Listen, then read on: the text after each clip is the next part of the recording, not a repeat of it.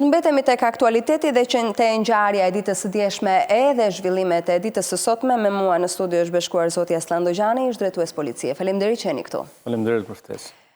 Krim në pikën kyçe të vendit, aty ku edhe siguria supozohet të jetë më e lartë edhe më e madhe. Çfarë nuk funksionon? Përgjakja ditën e djeshme në një vend ku supozohet që është vendi më i sigurt, ku kalojnë me qindra, me dhjetra mijëra qytetarë shqiptarë të huaj në drejtim të aeroportit, tregon në radhë të parë se në Shqipëri kemi një mafje, sepse vetë atentati ishte një atentat mafios. Kemi grupe kriminale të cilët kontrollojnë territorin dhe janë më të zotë se sa policia e shtetit. Po të shikosh mënyrën se si e kanë organizuar atentatin, si e kanë ndjekur, sigurisht që me bashkëpunimin brenda policisë shtetit, se duket edhe agenti i Agjencisë Mbikëqyrjes Policore që e priste një person që ishte i rrezikshëm me precedent penal, tregon një mirë organizim të jashtëzakonshëm, saqë duke rrugës po mendoja që ndoshta shteti duhet të marrë eksperiencë nga këto grupet kriminale dhe t'i trajnoj policinë e shtetit, se nëse policia e shtetit do të ishte më shumë e organizuar dhe më aftë se ato, do t'i ndiqte këta persona cilët kanë konflikte njëri me tjetrin dhe do të parandalonte shumë ngjarje, shumë krime që ndodhen në Shqipëri. Në anën tjetër, ngjarja, përgjakja e djeshme në mes të rrugës kryesore tregon edhe pasqyrën e shtetit. Tregon një shtet i cili është i kapur nga krimi. Tregon një shtet i cili është i lodhur. Tregon një shtet i cili është i dobësuar. Tregon një shtet i cili është i mbaruar. Tregon një shtet i cili bashkëpunon me grupet kriminale. Bashkëpunon sepse ajo lloj ngjarje atje, një ngjarje shumë e rëndë që ka përcjell panik, ankth, frikë tek qytetarët. Kushdo që ka qenë ato momenta atje, ata bizneset, ai hoteli atje, ata do t'u ngjelet në memori gjithë jetën, sepse mund të ishin bërë viktima të atyre armëve të zjarrit, sepse ato 4 kallash apo 3 sa kanë qelluar dhe që kanë lëviz pa frikën. Që kanë qenë 4 persona. Po që kanë lëviz aq shumë kohë pa frikën e policisë. Ka një lidhje me policinë. Jo vetëm për faktin që shoferi i Gilmando Danit ishte një agent policie, po edhe për faktin sepse Gilmando Dani kthehej nga Spanja dhe ka kaluar në një pikë të kalimit kufitar, që punoi si policisë në momentin që futet pasaporta në sistem, dalin të dhënat. Policët merren me qytetarë të thjesht atje për një deportim apo për një kur shef që është një person, pavarësisht që ai nuk kishte më llogari me drejtësinë. Po patjetër. Por çfarë ndodh? Sepse njerëz nuk e dinë, unë kam punuar në policinë e shtetit. Në policinë e shtetit përveç provës ka dhe burimet operative që ndiqen personat me precedent penal. Unë kam pas një rast në Shkodër. Kam qenë drejtori i policisë Shkodrës dhe më marrin nga Rinasi dhe më thonë, ke interes për filan person sepse po kthehet nga Franca? Pyeta shefin e krimeve sepse nuk do të thotë që drejtori i di të gjitha gjërat dhe më thonë, po, është person me precedent penal. Shoqërojeni, thosh. Në momentin që erdhin polici, morëm informacion që ai dyshoi për një vrasje, u shoqëruan njerëzit e viktimës ku ishte bërë vrasja, punuam me to, u zbulu dhe arrestuam. Jo kuptoj. Pra çfarë do të them me këtë? Do të them që ai policia atje në pikën e kalimit, fakti që në shesh aty të rreth rrotullimit gjithkohon ka policë, fakti se policët nëpër Tiranë, nëpër rrugë të çmenin me gjoba duke kap viktima dhe ata me patina, çfarë tregon kjo? Që tregon që këta organizatorë, këta që bën këtë ekzekutim mafios në mes të Tiranës, sigurisht që duhet hetuar, që mund të kenë një lidhje me policin atje, me shefin, me drejtorin e me radhë, sepse nuk mundet 4 persona pa një mbështetje të madhe nga policia të rrinë gjithë ditën, të presin, të organizojnë dhe të ekzekutojnë në mënyrë mafioze në mes të rrugës ku ka shumë Ju kalimtarë. kuptoj, si ka mundësi, zoti Dojani, që në Rinas, në momentin që ndodhi atentati, nuk ka patur asnjë patrull policie, ndërkohë që është e kundërta, edhe në bazë të kësaj që u thoni, po dhe ne të gjithë kemi udhëtuar dhe e dim se si është siguria në Rinas. Nga ana tjetër, autorët, edhe nga pamjet që ne transmetuam, janë larguar të qetë.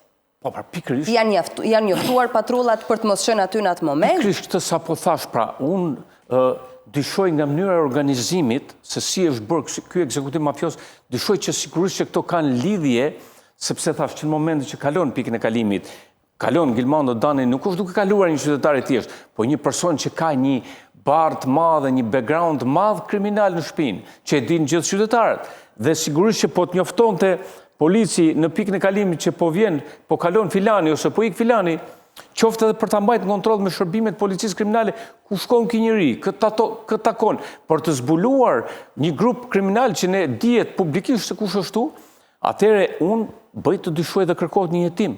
Pse nuk u raportuan? E dyta, pse u larguan punojës të policisë prej ai rreth rrotullimi atje? Dhe ai që më bën përshtypje dhe duhet të them edhe unë nisa nga disa komentet të qytetarëve që e bënin gazetari këtu, që është e vërtet, si ka mundësi në këtë vend ndodhin vrasje, grabitje, ngjarje të tmerrshme kriminale në Shkodër, në Tiranë, në Durrës, në gjithë Shqipërinë dhe nuk jep një dorëheqjen. Po si s'del një njeri me thënë, ore, kanë përgjegjësi morale këto njerëz. Unë kam qenë drejtues policie dhe e kam organizuar punën dhe i kam motivuar njerëzit mbi bazën e suksesit të rezultatit. Kur kishte sukses një inspektor e bëja shef policisë kriminale, shefin e bëja drejtor, ai që spunonte e zbrisja, kështu i motivoja, paktën pse s'marrin filozofinë e Edi Ramës, i cili vetë, po ta shikosh lidhje me kandidatët për deputet që cakton, të gjitha ata cilët nuk din me vjedh votat dhe humbin se s'vjedhin votat, ai i largon. Nuk i qetë mo në zgjedhjet e ardhshme, ose nga ministër e heqe bon një deputet thjesht dhe pastaj nuk e kalon më. Sepse kjo është një farë një mënyrë për t'i motivuar, pavarësisht se s'duhet marrë si shembull Edi Rama, sepse ai i largon pse s'din me vjedh votat. Më kupton? Por paktën është një farë motivimi. Edhe këtu, ministreja... Deri ku duhet shkoj përgjegjësia? Përgjegjësia deri te ministri, kryeministri me radhë, sepse kryeministri është ai që ka deklaruar hankëshin kokat e tyre. E di çfarë paniku, pasigurisë, e di se pasigurt janë qytetarët, por ne kemi rastin Don Boskon me Malie që janë vrarë kamarierët në Shkodër, që u vraje nëna me atë burrin e vet, që ishin me motor që shkonin me punu, po, mbaqje, vrasje pafund. Pasiguri e madhe në Shqipëri. Shqipëria sot është në ditët më të errëta të saj, përsa i përket të rendit sigurisë publike. Duhet me dhënë dorëheqje nga i pari dhe tek i funit që të paktën të jepet një shembull që kush është i lidhur me krimin, kush nuk punon, kush nuk jaf nga ana personalitike, sepse policia sot është ndarë në dy kampe. Në një kamp që sakrifikon ma sa ka mundësi, sepse ka policë shumë të mirë, ka oficerë shumë të mirë. Në anën tjetër, ka një pjesë që është lidhur me krimin, po çfarë ka ndodhur në rekrutimet e reja? Ne shohim policë të cilët futen në policinë e shtetit që janë me të meta mendore. Ka me të meta, po. Mënyra se si mund komunikosh. Pa nuk ka një test psikologjik, aftësie, pa një, sepse një raport mjekoligjor minimumi? Absolutisht. Mënyra se si komunikon, ka raste që ti komunikon me një policë, ose të duket se është i çmendur, ose është i droguar. Përpara ne i bëfim një vërtetim personaliteti, kush është ky person? Nga vjen, nana, baba, daja, dhe duhet me ja bo, ka qenë ndonjëherë dënuar. Çfarë shkolle ka? Ti të dalin policë sot nuk dinë të shkruajnë, nuk dinë të komunikojnë. Të merr polici për një fjalë goje thot, kundërshtim me dhunë, punojës të policisë të fut burg se s'ke para mi dhënë. Ndërkohë, atë banditët atje janë të lidhur me to ose i kanë dhe frikë. Pra, kemi një situatë që policia e shtetit ka degraduar deri në farfeje dhe për një arsye. Sepse është filozofia që ndjek kryeministri Edi Rama, pse ka degraduar? Sepse i merr punojësit e policisë i përdor në fushata. Merr grupet kriminale i përdor në fushata për të vjedhur votat, për të bërë shantazh politik. Pra kemi një situatë që sot asnjë qytetar nuk është i sigurt dhe ka degraduar në atë farfeje që ka shumë, duhet shumë kohë për ta marrë veten, që në momentin që policia u implikua duke numëruar rrënjët e bimëve narkotike. Deri në cilën pikë është e kriminalizuar policia e shtetit? Nëse bëj gabim që e them kështu, po e them edhe ndryshe, që bashkëpunon me krimin. Shko, unë thash që policia është ndarë në dy kampe. Ka një pjesë të mirë të policisë shtetit që sakrifikojnë, punojnë, bëjnë sa mundin, po me frikë, se ky mos është i shefit, ky mos është i ati, dhe kjo lloj policie nuk është zoja për të zgjidhur shumë probleme. Dhe kjo i detyron qytetarët të shkojnë në gjyqësi, sepse të gjithë ta krime që ndodhin për shkak se nuk funksionon shteti. Shteti është rregullator. Nuk ekziston shteti në Shqipëri. Shteti është i pazot, i paft, i inkriminuar, i kapur, i lidhur, i përdorur fushata elektorale, nuk paguhet mirë. Dhe duke mos u zgjidh problemet qytetarëve, atëherë qytetarët shkojnë në vetgjyqësi. Se nëse unë raportoj një herë, 2, 3, humbas besimin tek polici, nuk raportoj më dhe i zgjidhi problemet vet. Atëherë, kjo është pjesa e policisë që thash unë që nuk është e zë. Pjesa tjetër, e cila është e lidhur dhe e përdorur nga politika, e lidhur me grupet kriminale, që i shërben partisë në pushtet, ajo është pjesë që paguhet nga krimi, është i lidhur me krimin. Tu duhet një reformë e madhe radikale në burimin njerëzore dhe në ligj dhe në motivim. A duhet ketë një vetting në radhët e policisë? Shko, e para punës, po sigurisht që njerën rreth parë duhet largohet policia nga politika.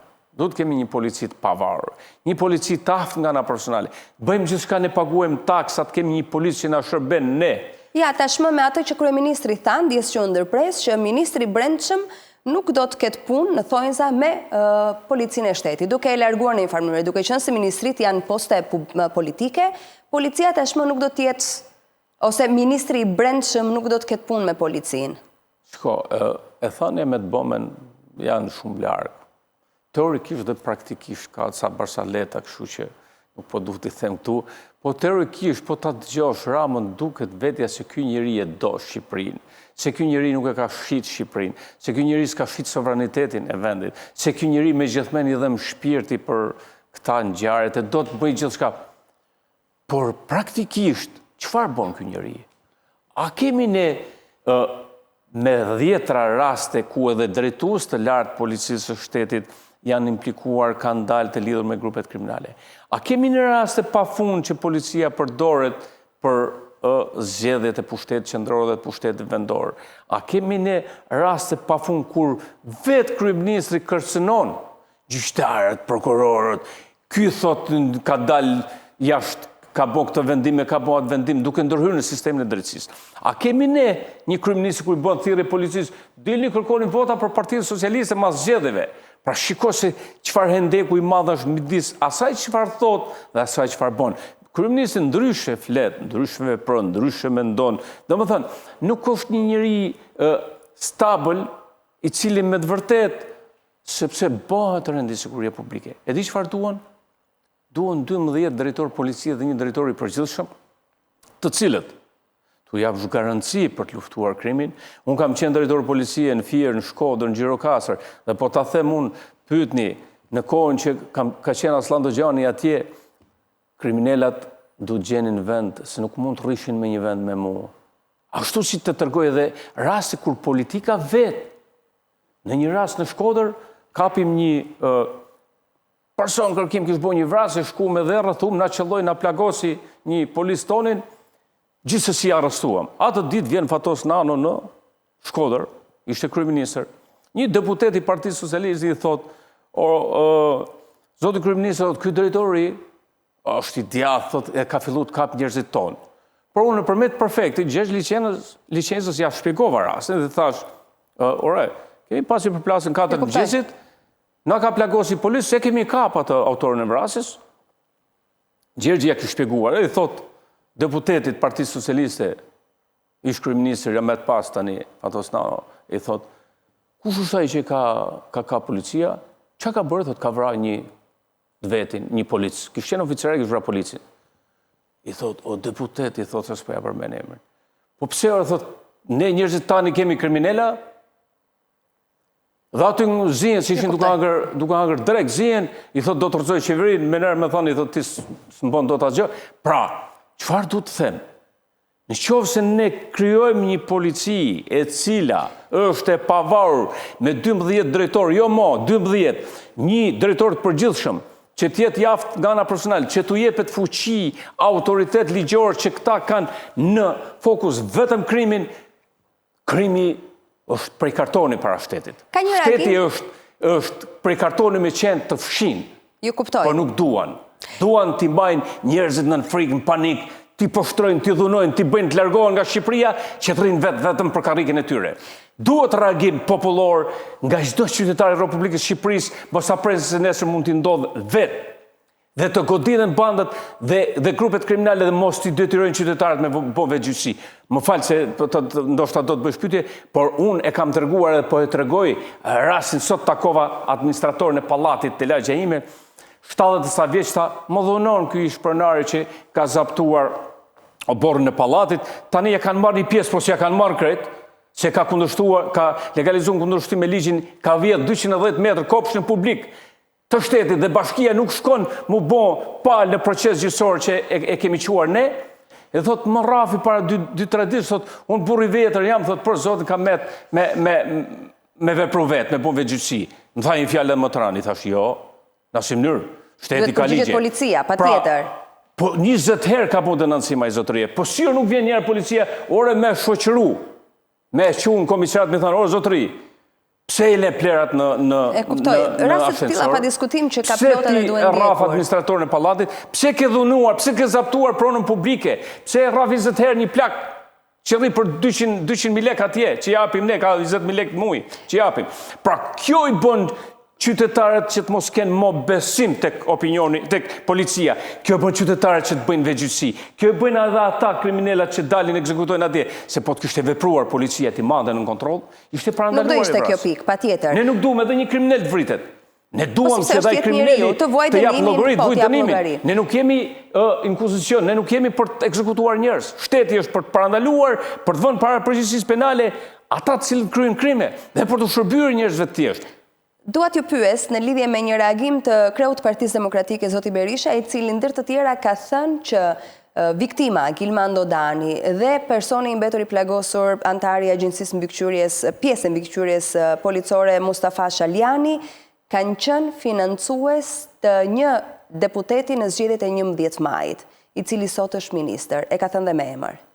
E mendoni? Bëhet fjalë për zotin Gonxha. Sipas zotit Berisha, të dy personat kanë financuar fushatën e ministrit Gonxha. Një gjë të them që doktori nuk flet pa fakte, nuk flet pa e verifikuar informacionin, por unë plotësisht jam i bindur kur shoh edhe disa deputet tjerë që s'janë njohur fare, 30.000 vota njëri, 20 tjetri, 50, pa bo asnjë gjë jetën e vet, pa u njoftur publikisht, pa i thënë kush punë e marë, votohen nga burgu, votohen, po sigurisht, nga i marrin votat to. Sa po unë thash që në zgjedhjet lokale, në zgjedhjet pushtet vendor, në çfarë do lloj zgjedhje, edhe kur kanë qenë pa kundërshtar që u tërhoq Partia Demokratike, përsëri nga Afrika, merrin grupet kriminale dhe shantazhojnë njerëz për shku për të votuar për një apo. Ne kishim rastin e Vorës, e pa me zonë me figurë, grupet kriminale. Unë kam pa raste ku kam shkuar në 2013 në Kams, por edhe në 2015, por edhe gjithmonë, edhe ku do në Tiranë, jam përballë me persona me precedent penal, i shikoja se unë kam punuar në policinë e shtetit, dhe i njoh mirë, i shikoja përballë me Partinë Socialiste, të kërku vota, pse më këto janë zgjedhje, po sigurisht me kështu në këtë mënyrë. I fiton Edi Rama, i fitoj edhe unë që ose përdori pushtetin, përdori grupet kriminale, përdori paran e pist, parat e korupcionit. Njerëzit janë në presion, në frikë. Ja kuptoj. Dhe një pyetje të fundit, zoti Dojgjani, për ju. Pak më përpara u njoftua nëse e ndoqët kolegen tonë që një prej emërimeve të reja të kryeministrit Rama në qeveri ishte zoti Xhemal Qefalia si zëvendës ministër i brendshëm. Keni një koment? Shko koment im është pa dash më marë me emra për Xhemalin kam prospekt dhe ndoshta do ishte ma mirë të ishte bërë ky ministër, se të pak të në jef pak, punën ka një eksperiencë e tjerë, por unë nuk kam shpres më të kjo qeveri. Unë nuk mundem më që të besoj dhe të them njerëzve besoni të kjo qeveri. Unë nuk besoj që kjo qeveri mund të marrë masë, letë në rojë, Xhemalin e t'i heq kretet vej këtë doje, duhet ndruar Edi Rama, duhet ndrruar filozofia, duhet ndrruar sepse po vujmë që 30 vjeta ku e diun se sa janë bërë, po vdesin breza pa marrë të drejtën, pa marrë drejtësinë, nën dhunën e pushtetit, nën frikën e copës bukës, nën frikën e largimit nga puna. Unë ajo çfarë dua sot përcjell një mesazh tek qytetarët shqiptar, mos edhe tek pjesa e shëndoshë e policisë, mos hezitoni. U bëj thirrje edhe policëve, cilët janë ndershëm e duan vendin e vet. Sa të mundin qoftë edhe një zoj vetëm tu shërben qytetarëve, sepse do të ndikojnë, do kthehet besimi i qytetarëve tek policia. Do ju them qytetarëve thjesht, reagoni kudo që jeni, mos prisni se sot se ka me mu. Gjithkush nesër mund të ndodh atje duke kaluar me fëmijë, me nanën, me babën, me gruan, me vllajën, me motrën, dhe do të terrorizohet. E di çdo të thotë që unë kam fëmijë të vegjël, po të jem duke kaluar atje, e di që çfarë traume mund po unë tjetri me radhë. Pra, do bëj thirrje qytetarë, reagoni për drejtën tuaj, reagoni për korrupsionin skandalos, sepse një arsye dhe një shkak që sot kemi të degradim është që policia paguhet keq dhe është i detyruar dalin në rrugë, kërkojnë kush jep 5 lekë e fal, kush jep në burg. E kuptoj. Pra, reagoni në çdo lloj mënyre, mos prisni kur të vihet tek dera juaj. Sa atëherë është vonë. Faleminderit që ishit në studio, zotë Dojani. Faleminderit ju.